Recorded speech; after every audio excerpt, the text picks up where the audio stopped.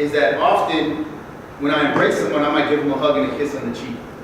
And sometimes it doesn't work because I'll be like down south and I'll be like in a black campus and stuff, and I'll give a girl a hug and a kiss and she'll be like, oh, yo, what is that? Like, they don't really know, you know what I'm saying? They don't really deal with Latinos. And then sometimes they might come in the other way and be like, I'll be like, oh, it's not that kind of kissing. Unless, you know, I might go, I don't know, it depends. So for me, it's like thinking about this idea of proper. And when I use ghetto, what I mean is, without ghetto, we wouldn't have Langston Hughes, we wouldn't have the blues, we wouldn't have Maya Angelou, Harlem Renaissance, the last poets, the East LA murals, we wouldn't have our community around the country, spaces to organize, we wouldn't have the New York poets. And so for me, ghetto is also being able to know your neighbor. It's being able to hug someone.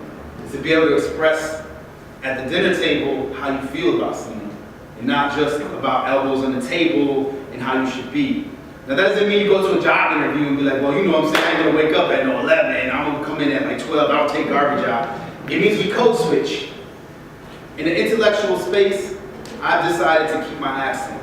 And I know it seems like, oh, you're phony. What it means is all of us do this as professionals. You speak a certain way when you're gonna go to a job interview, because you're not just gonna show up and be like, you know what I mean, I want this job, you feel me?